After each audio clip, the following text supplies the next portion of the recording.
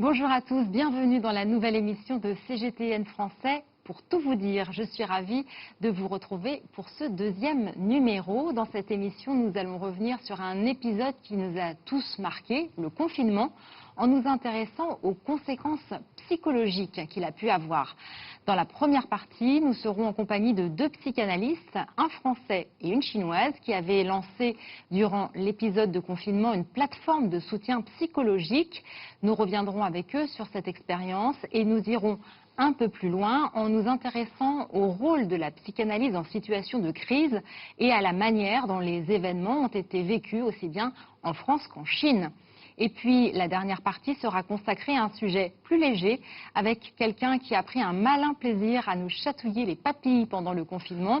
Mais je ne vous en dis pas plus, vous le découvrirez en fin d'émission, c'est notre invité de la semaine.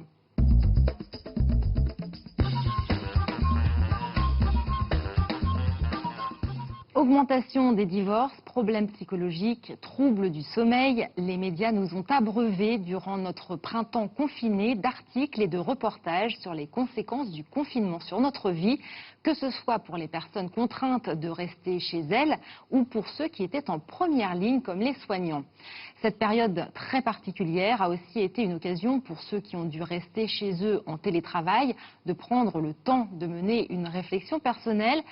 Il a aussi beaucoup été question de littérature, de retour sur soi. On se souvient que le président Macron avait invité les Français à profiter de ce temps à la maison pour lire, à condition, bien sûr, qu'ils n'aient pas été submergés par les nouvelles tâches imposées par la situation, comme par exemple la prise en charge des travaux scolaires des enfants.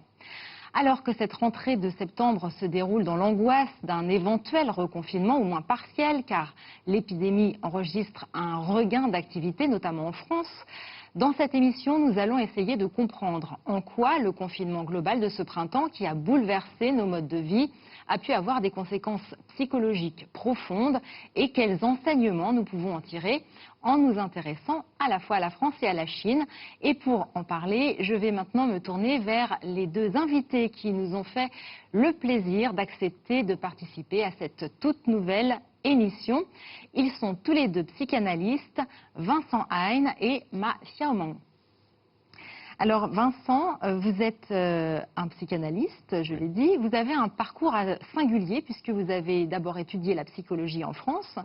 Vous avez vécu une dizaine d'années, je crois, en Chine. Vous avez travaillé pour l'ambassade de France à Pékin. Et vous avez en parallèle eu une carrière d'auteur. Vous avez publié plusieurs ouvrages littéraires. Vous êtes revenu vivre en France il y a 5 ans, je crois, et vous êtes finalement établi comme psychanalyste entre Paris et Marseille. C'est exact. Et Ma Xiaomeng, vous êtes pékinoise. Vous avez suivi votre formation de psychologie et de psychanalyse d'abord en Chine, puis en France, à Montpellier, je crois. Oui. Vous êtes donc venu vous installer en France il y a aussi 5 ans et vous avez ouvert votre cabinet en France en 2018. Vous consultez, ça c'est un petit peu la spécificité, aussi bien en français qu'en mandarin. Tout à fait. Alors, je le disais en introduction, vous avez tous les deux mis en place une initiative très originale pendant cet épisode du confinement, puisque vous avez créé une plateforme en français et en chinois pour offrir un soutien psychologique aux soignants qui étaient en première ligne, mais pas seulement les soignants, je crois, hein, c'est ce que nous allons peut-être découvrir tout de suite. Vous pouvez nous en parler. D'abord, comment est venue cette idée ? Écoutez, je crois qu'elle s'est imposée naturellement. D'abord, je voulais dire qu'on n'était pas les seuls. Il y a eu plusieurs initiatives de psychanalystes, de groupes de psychanalystes qui se sont organisés comme ça pour recevoir la parole d'abord des soignants qui se sont retrouvés totalement submergés, comme on le sait tous, par cette première vague de gens contaminés et face surtout à un virus dont on ne savait pas grand-chose. Il faut s'en souvenir, on le connaît un petit peu mieux aujourd'hui, mais on le connaissait très très mal. Et on s'est dit qu'on était en fait dans une forme de médecine de guerre. Voilà, on était dans un état de sidération. Dans un état de sidération, et c'était quelque part un peu Omaha Beach, c'est-à-dire qu'il fallait tout de suite secourir les gens très rapidement. Et notre crainte à nous, psychothérapeutes, c'était de voir ces soignants en état de syndrome d'épuisement professionnel. Parce qu'on sait qu'au bout d'un moment, le psychisme craque, le physique craque, et ensuite le psychisme. Et si ces patients tombent en burn-out, comme on a l'habitude de le dire, eh bien, ils ne peuvent plus assurer leur tâche. Et voilà. Et donc vous avez décidé de soigner les soignants. De soigner les soignants, oui. Oui. Comment elle fonctionnait cette plateforme concrètement? C'est une plateforme téléphonique, un numéro, on appelle et puis on a quelqu'un au bout du fil. Comment ça se passe? En fait, on a à peu près 10 bénévoles, en fait, de psychanalystes, des psychologues qui appartiennent de cette plateforme. Et du coup, on a fait une réunion ensemble pour être d'accord. Et puis, tout le monde donnait leur horaire différentes, en fait, qui s'adaptent à leur fonctionnement quotidien. Du coup, c'est pour ça, en fait, chacun qui donnent leur effort de l'aider les autres. C'était la première fois que vous faisiez ce genre d'expérience vous-même? Oui, c'était la première fois. On sait d'expérience, parce qu'on est formé pour ça, qu'on s'est retrouvé face à on parle de crise. C'est pas une crise, c'est un cataclysme. Donc on est dans un état, on s'est tous retrouvés dans un état de sidération. Or on sait, et d'ailleurs on forme les pompiers et les gens du SAMU, que lorsque quelqu'un est face comme ça à un trauma, il faut absolument le faire parler. Alors si vous voulez, au début, ce que disait Mathieu Mung est très juste, on a un peu bricolé les choses. C'est-à-dire qu'on s'est retrouvé d'abord à 2, puis à 3, puis à 4, et puis on a communiqué sur Facebook, on a eu 4 appels, 5 appels, parce que les gens n'osaient pas tellement en fait nous appeler. Et ensuite, on a fait une demande de disponibilité, quoi, des psychopraticiens. Pour vous consacrer à cette initiative. C'est-à-dire que chacun donnait une tranche horaire dans sa semaine, une journée, enfin en fonction de ses possibilités. Et puis le bouche à oreille, c'est-à-dire que si je ne pouvais pas prendre quelqu'un, je le renvoyais sur un de mes confrères ou une de mes consoeurs. Voilà. Qui sont les personnes qui vous ont contacté? Je sais que la plateforme était consacrée aux soignants dans un premier temps, mais est-ce que le public a été plus large finalement? Oui, tout à fait. Parce qu'en fait, pour moi, comme je suis chinoise qui vivent en étranger, du coup, en fait, il y a beaucoup de Chinois qui vivent en étranger, pas seulement en France, mais aussi en Angleterre, États-Unis ou même en Espagne, qui essaient de me contacter. Parce qu'en fait, ils sont déjà... parce qu'en fait, le confinement en Chine, c'était déjà commencé depuis longtemps. Ça a commencé déjà fin janvier. Fin janvier, voilà. À Wuhan, je crois. Donc. Voilà, c'est ça, tout à fait. Et puis, du coup, tous les Chinois, d'abord, ils ont une inquiétude très forte pour leur famille en Chine. Parce que dans ce moment-là, il y a déjà le blocage de tous les avions. C'est-à-dire qu'on ne peut plus rentrer en Chine dans ce moment-là. Donc, non seulement il y avait l'angoisse de la contamination là où ils vivaient, l'angoisse de savoir leur famille loin et l'impossibilité de voyager qui rajoutait encore une couche d'angoisse. Tout à fait, c'est ça. Du coup, c'est-à-dire que pour eux, après, ils sont inquiets pour eux-mêmes aussi parce que ça arrive en Europe et puis après, ça arrive aux États-Unis. Du coup, tous les Chinois vivant à l'étranger, qui ont surmonté leur angoisse en total, en fait. Je pense que Vincent, vous connaissez aussi bien la situation en Chine. Je vous pose la question à tous les deux. Est-ce qu'en Chine, c'est aussi fréquent de faire appel à des cellules psychologiques comme celle-ci? De plus en plus. De plus en plus. Les Chinois autour de 30-40 ans s'adressent beaucoup plus volontiers à des psychothérapeutes que leurs parents. Mais c'est un peu le cas en France aussi. Oui, c'est nouveau en France aussi. Moi, par exemple, ça ne m'est jamais arrivé. Je ne connaissais même pas ce type de plateforme. Maintenant, on assiste à une chose, que ce soit en France d'ailleurs ou en Chine, c'est qu'on a tendance à copier le modèle de soins psychiques, le modèle américain. Et peut-être que là, que ce soit en Chine ou en France, il faut être un peu méfiant parce que on va vers une médication, si vous voulez, des soins psychiques. Donc là, on n'est plus dans la psychanalyse. On n'est plus dans la psychanalyse. Et tout ça pour vous dire qu'en Chine, il y a de très bons psychanalystes, heureusement, comme il y a de très bons médecins, mais il y a aussi tout un tas de plateformes qui se créent, d'appels, où on a l'impression que parce qu'on va passer un coup de fil d'1 heure, ça va régler nos problèmes psychologiques ou nos angoisses. Donc c'est comme partout, il faut faire le tri évidemment entre toutes les propositions qui s'offrent et effectivement il faut, je pense, avoir des garanties quant à la personne qui se trouvera à l'autre bout du fil. Il faut faire le tri et puis prendre conscience qu'une psychothérapie est assez longue. On parlait des soignants que l'on a traités pendant la crise. On ne les a pas lâchés, on les a toujours. Voilà, on y reviendra tout à l'heure. Quel était l'élément déclencheur qui faisait que les personnes prenaient leur téléphone pour vous contacter? Moi, je crois qu'ils craquaient complètement. Nous, on ne s'est pas rendu compte de ça, mais moi, j'ai en souvenir le témoignage d'une jeune médecin aux urgences qui a 35 ans et qui m'a appelé complètement effondré en m'expliquant que ce qu'ils vivaient aux urgences, ils ne pouvaient pas le raconter à leur famille. Donc à un moment donné, il faut bien le déposer. Parce que si elle le racontait à son petit ami, son compagnon, ses enfants, enfin ses jeunes enfants, elle inquiétait tout le monde. Oui, la situation était déjà tellement anxiogène, voilà, c'était pas la peine d'en rajouter. Son témoignage m'a glacé le sang parce qu'elle me racontait qu'ils étaient obligés de, maintenant on le sait, mais enfin à l'époque on ne le savait pas, de trier les patients. Donc comme pendant la médecine de guerre, ceux qui ont une chance de survivre, etc. Et qu'elle a eu à gérer un monsieur de 78 ans, si ma mémoire est bonne, qui avait des complications, et elle l'a préparé à mourir. Elle savait qu'il allait mourir dans la nuit, et elle l'a préparé à mourir. Et ça, c'est un trauma qui a été extrêmement sévère pour elle, dont elle a encore du mal à se sortir. Comment vous-même, vous absorbez ces témoignages? Alors, nous, on absorbe parce qu'on est formés. Vous êtes psychanalyste, vous recevez les gens sur un divan, en principe. Là, vous êtes vous-même confronté à des situations abominables. Alors, parce qu'on est psychanalyste, d'abord, on est formé. Et puis aussi, on est censé, les psychanalystes, les gens ne le savent pas tellement, mais être supervisés. C'est-à-dire qu'une fois par semaine ou tous les 15 jours, quand on en éprouve le besoin, on va voir un psychanalyste qui est un peu plus senior, qui a un peu plus d'expérience, et on va faire d'abord un point sur nos patients, c'est un travail qui est collégial. Alors on peut en parler comme ça avec nous, mais ce n'est pas véritablement de l'ordre de la supervision. On fait un point sur nos patients pour voir si pas une pathologie qui nous aurait échappé, et puis surtout pour décharger nous à notre tour. D'ailleurs, j'ai aussi entendu parler du fait que l'initiative que vous avez prise et que vous n'étiez pas les seuls à avoir prise, d'offrir des consultations comme ça par téléphone, ça a été un petit peu contesté au début. En principe, une psychanalyse se déroule selon un rituel bien établi, dans l'intimité d'un cabinet. On paie sa consultation à la fin. Enfin, ce sont des éléments très importants.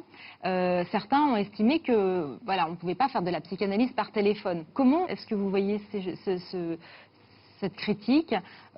J'ai aussi entendu dire que dans certains cas, la situation avait pu amener aussi à une libération de la parole. En Chine, c'est une pratique très commune d'appeler leur psychanalyste par téléphone ou par le téléconsultation. Oui, la tradition n'est pas tout à fait la même qu'en France. Non, pas du tout. Et en France, Vincent, vous vouliez réagir? Que, si vous voulez, ce qu'on faisait, c'était pas véritablement une cure analytique.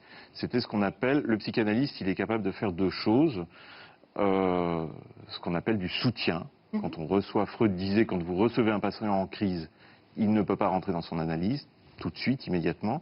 Donc on fait ce qu'on appelle du face-à-face, du soutien ou de l'étayage. Et puis ensuite, une fois que cette crise est apaisée, une fois que les choses se détendent, on peut proposer, si le patient est suffisamment solide, on peut lui proposer une cure analytique. Nous, ce qu'on faisait là, en l'occurrence, c'était du soutien. C'était véritablement recevoir la parole de la personne en souffrance. Alors, sur la question du téléphone, ça fonctionne très très bien. Et je suis persuadé que Freud n'aurait pas été contre des consultations au téléphone. En France, la rentrée de septembre s'est déroulée avec des conditions sanitaires très strictes, distanciation physique, port du masque, maintien du télétravail quand cela est possible. Tout a été mis en œuvre pour éviter un nouveau confinement. Malgré ces mesures, de nombreuses classes et établissements scolaires ont déjà dû être fermés en raison de cas de Covid-19 avérés.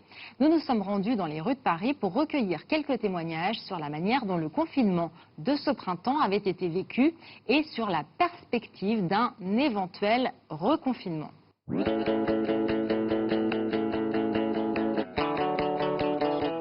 l'ai plutôt bien vécu. J'ai vraiment pris du temps pour moi, faire un petit peu de sport, me reposer, travailler aussi, parce qu'on était du coup en chômage partiel la moitié du temps. Je l'ai fait avec des amis, passer les 15 jours un peu anxiogènes, savoir si certains étaient malades ou pas.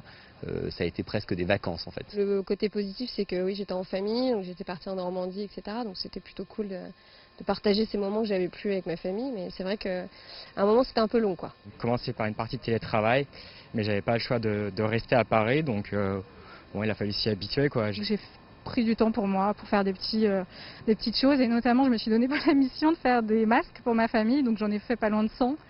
Donc voilà, ça m'a bien occupée. Il a fallu prendre de nouvelles habitudes avec les enfants, avec les professeurs. Et puis finalement, assez vite, on s'est rendu compte que c'était un temps dont il fallait profiter.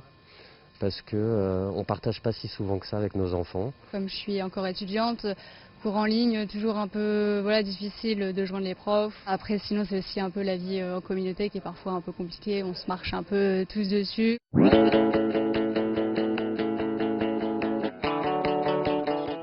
Je suis très partagée là pour le coup, parce que je me dis que pourquoi pas reprendre un petit peu de temps pour soi ou faire autre chose, mais c'est vrai que pour l'économie et tout ça, même pour le boulot, ça m'embêterait beaucoup. Je pense que les gens n'ont pas du tout envie d'être confinés une fois qu'on a été déconfinés, qu'on a un peu repris un rythme normal, à se lever le matin, sortir, aller au travail, voir des gens. Je pense que c'est un peu compliqué de nous dire maintenant, va falloir qu'on se reconfine. Je pense que c'est un peu compliqué.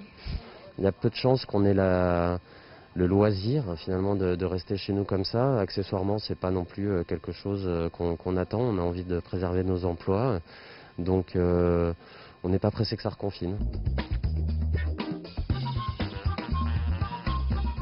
Alors on le voit, le confinement n'a pas été vécu de manière tragique par tout le monde. Parallèlement aux aspects anxiogènes dont on parlait tout à l'heure, c'était aussi une occasion unique d'opérer pour certains, ceux qui pouvaient se le permettre, un retour sur soi, de prendre de la distance sur les choses. En France, beaucoup en ont profité pour se remettre à la lecture ou à la cuisine, ou en tout cas ont tenté de le faire. C'était aussi le cas en Chine, Mathieu. Alors en Chine, en fait, comme le confinement qui est tombé justement le moment de Chunjie, du coup c'est le nouvel an chinois. Voilà, du coup pour les Chinois c'est le plus grand fête de l'année. Et il y a beaucoup de Chinois en fait qui ne peuvent que voyager pendant cette période-là. Du coup cette année malheureusement le confinement qui est tombé pile dedans en fait. Et vous avez vu aussi par les images, à la veille de le confinement à Wuhan, il y a beaucoup de gens qui essayaient de sortir de Wuhan aussi. Et la même chose qu'à Italie, j'avais vu presque la même image.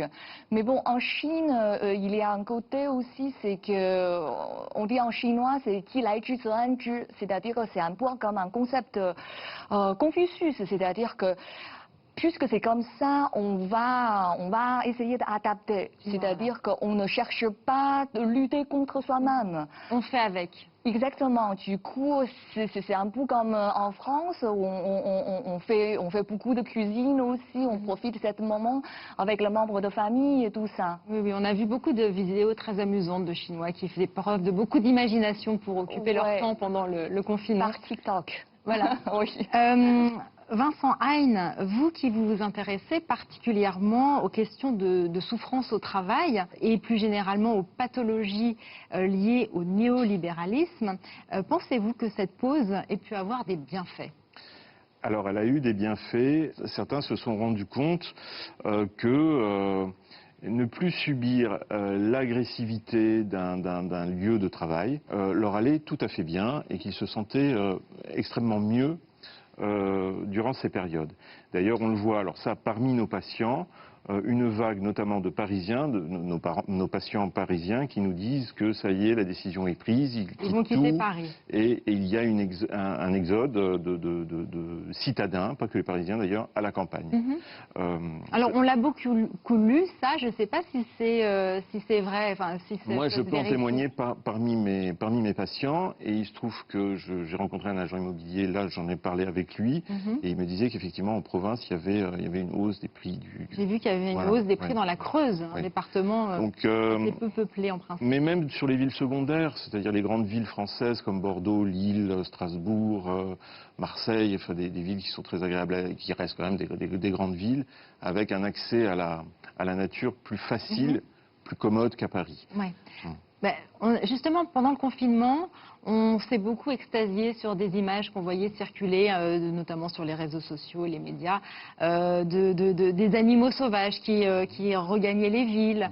On appréciait aussi l'absence de pollution atmosphérique et surtout sonore, en particulier à Paris. Et à ce moment-là, beaucoup estimaient que voilà, ça allait nous servir de leçon et que peut-être les choses seraient totalement différentes dans le monde d'après. Aujourd'hui, il ne semble pas que ce soit vraiment le cas, même si bon, on est encore en phase d'épidémie. Est-ce que nous n'avons pas déjà montré que nous n'étions pas capables de tirer les leçons de cet épisode? Mais, vous savez, la psychanalyse, c'est une question de singularité. Ça dépend des sujets. Il y a des sujets qui vont être capables de tirer les leçons de cette expérience difficile. Ce sont généralement des sujets qui sont structurés et qui mettent des choses en place, c'est-à-dire un changement d'emploi, parce qu'ils le peuvent, un changement de lieu d'habitation, comme on vient de le dire. Et puis, pour d'autres, ils sont encore, non pas dans la résilience, mais dans la résistance. Donc on voit, si vous voulez, on n'est pas tous égaux face à un cataclysme. On réagit de façon un peu différente et parfois déroutante pour les autres. Et ceux qui sont un peu plus fragiles, un peu moins équilibrés, vont avoir tendance à partir dans des excès, dans une sorte d'égoïsme. On le voit là avec ces espèces de soirées improvisées qui sont sans masque, qui se font comme ça, de façon un peu débridée. D'autres conséquences qui apparaissent là. Voilà, d'autres conséquences. Au moment du déconfinement, avez-vous observé une autre forme d'effondrement psychologique, puisque on était dans une bulle en quelque sorte pendant le confinement, c'est-à-dire bon, pour ceux qui pouvaient se le permettre, on restait à la maison. Et puis tout d'un coup, il a fallu reprendre la vie, mais avec beaucoup plus de contraintes. Est-ce que ça, c'est quelque chose qui a suscité aussi des questions chez les personnes que vous avez rencontrées? Tout à fait. Pour mon côté, en fait, finalement, c'est après le déconfinement. Il y a beaucoup plus d'appels. Même pour beaucoup de commerçants de Wenzhou en France qui m'ont appelé. Parce que pendant le confinement... Wenzhou, c'est une province de la Chine. De la Chine, une région chinoise. Une région chinoise, oui, mais oui. Parce qu'il y a une grosse communauté de Wenzhou en France, surtout à Paris. Il y a pas mal de patients qui tiennent le petit commerce. À Paris ou ailleurs en France qui sont envisagés en faillite. C'est pour ça, après ça, ils sont en train d'essayer d'aider aussi, psychologiquement. Est-ce que le travail réalisé durant le confinement a été quelque chose qui n'aurait pas pu se dérouler en dehors de cette période très particulière? Est-ce que ça a permis aussi à certains de vos patients, alors là je parle peut-être plutôt des patients habituels, de voir les choses autrement, de se libérer autrement, de parler autrement? Pour revenir un peu sur votre question précédente, moi je pense que le pire est à venir. C'est la mauvaise nouvelle de la journée. Voilà. C'est-à-dire que tous les sujets qui ont été un peu qui sont comme ça en fragilité psychologique, mais qui toutefois parviennent à maintenir une sorte d'équilibre. Ce confinement, puis ce déconfinement, puis ce qu'on entend dans les médias, le discours scientifique, etc., sur l'incertitude de la durée de ce virus, etc., a fait souvent craquer des défenses, enfin souvent craquer des protections que les gens s'étaient mises en place.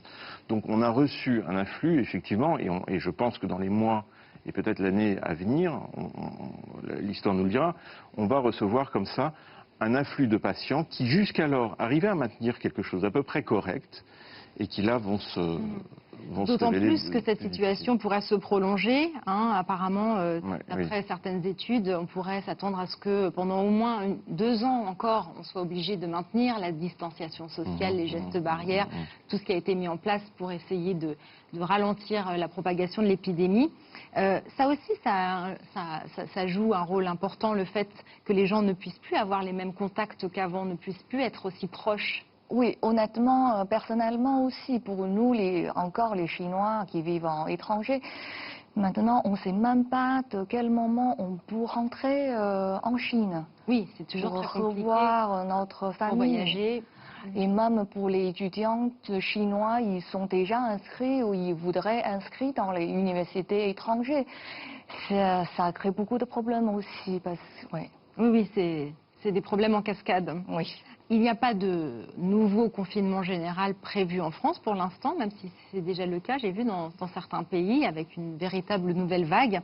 Qu'est-ce qu'on pourrait tirer, d'après vous, comme enseignement de ce qui s'est passé ces derniers mois, qui pourrait être utile au cas où ça arriverait à nouveau? Je pense que ce qu'on retiendra de cette crise, c'était la très forte impréparation de nos civilisations face à un cataclysme comme ça. Un peu on se souvient des masques. On se souvient des masques, du paracétamol, des appareils respiratoires de la chloroquine. De la chloroquine, de tout ce qui manquait. Et on se souvient aussi de la Seconde Guerre mondiale, avec l'impréparation qu'on a subie avec cette ligne Maginot. C'est un peu ça. Ce qui conduit à l'effondrement d'une civilisation, c'est toujours son impréparation. C'est la fin de la première partie de cette émission. Merci Ma Xiaomong et Vincent Hein d'être venus avec nous. On va accueillir maintenant un troisième invité, un invité surprise. Vous restez avec nous.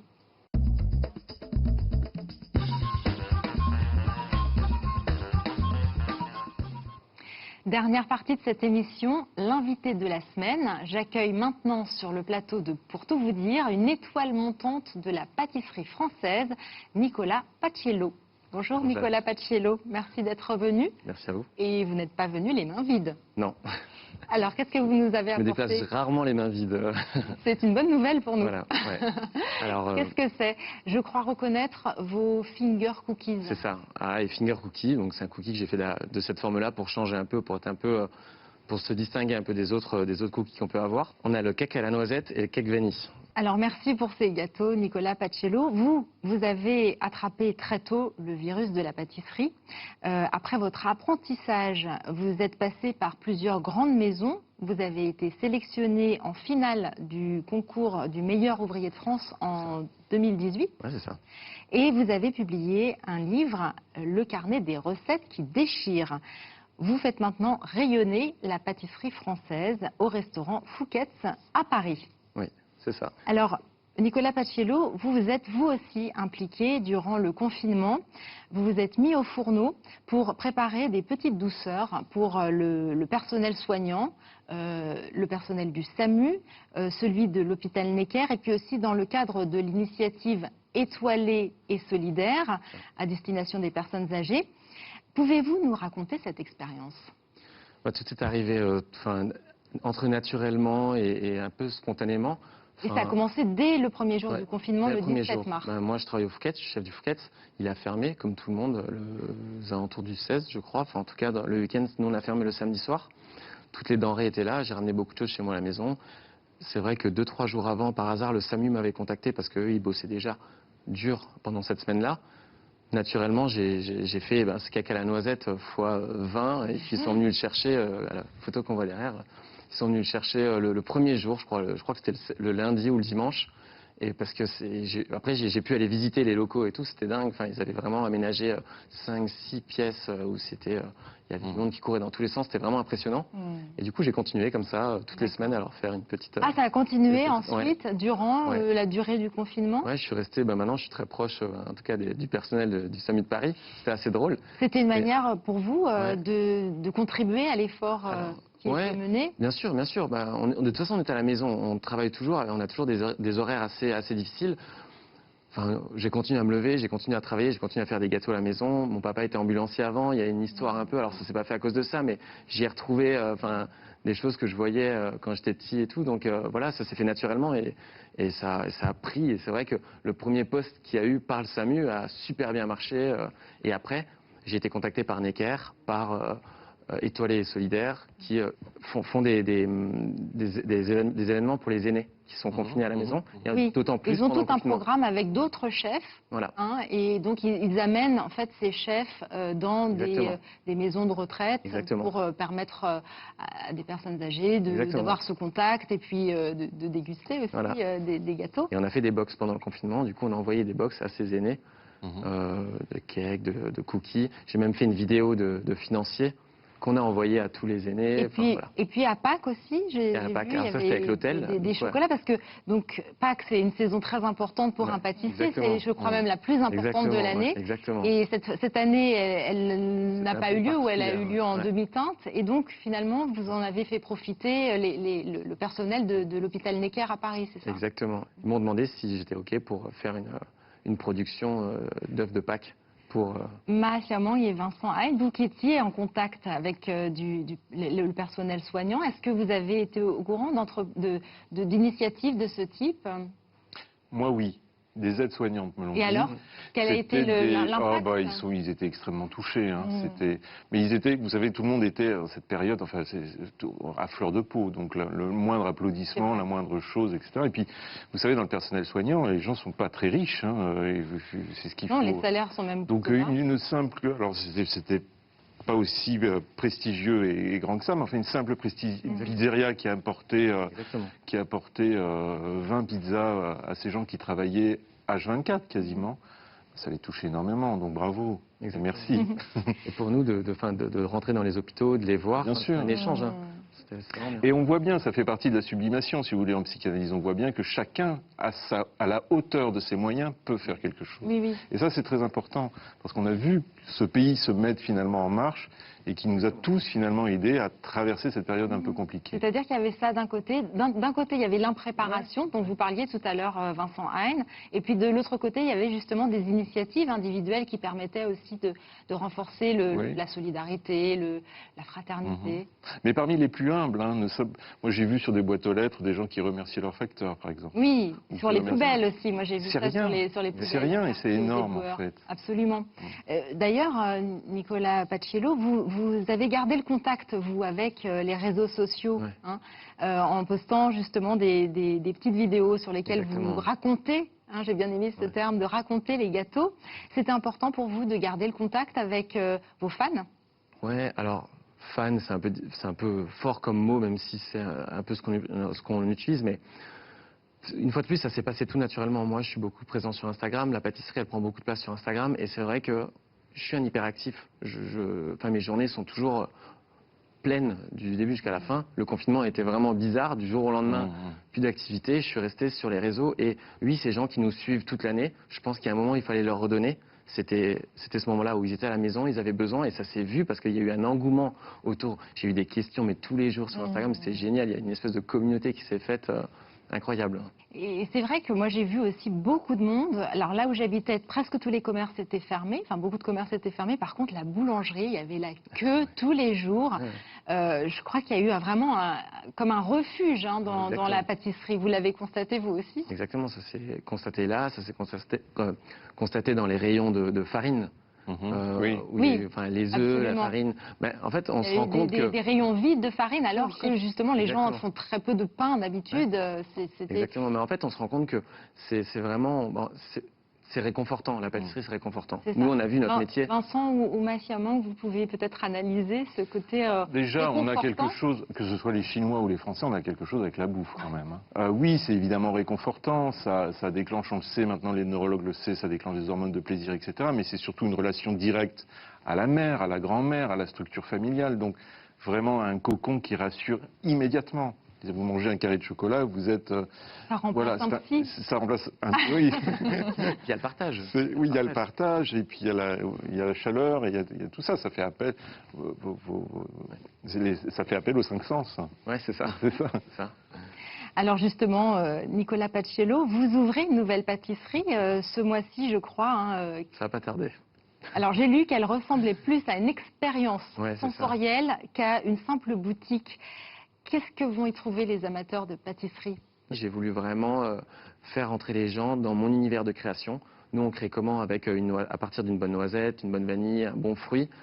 Et c'est vrai qu'on parle beaucoup des producteurs, et c'est très bien, on parle beaucoup de nous et des gâteaux, mais on met pas je pense qu'on ne met pas assez en avant la matière première, l'ingrédient, et souvent les gens ne connaissent pas, n'ont jamais vu une cabosse, n'ont jamais vu une bergamote, et Donc, il y a plein une d'autres. vocation pédagogique. Exactement. Donc dans cette boutique-là, il y aura certes les gâteaux, et il y aura aussi ces matières premières qui me servent moi à démarrer des créations.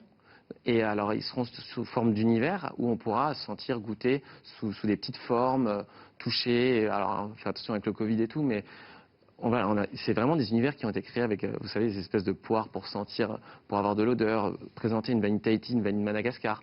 Et c'est vrai que les gens, moi je me rends compte parce que je sors de l'hôtellerie, quand on va à table et on présente, c'est toujours waouh. Et c'est dommage qu'on puisse pas faire ça en boutique, donc c'est vraiment un combat. Enfin voilà, c'est vraiment, on veut les amener dans ce processus créatif qu'on a nous aujourd'hui. Un peu de douceur dans ce monde ouais. très difficile Et puis, aujourd'hui. Et je précise que pour ceux qui ne pourront pas être à Paris, on pourra suivre aussi sur les réseaux sociaux. Ouais, exactement. On espère que tout va bien se passer. Merci à vous, Ma Xiaomang, Vincent Hein, Nicolas Paciello, d'être venus nous rendre visite sur le plateau de Pour tout vous dire. Je vous remercie de nous avoir suivis et je vous donne rendez-vous la semaine prochaine.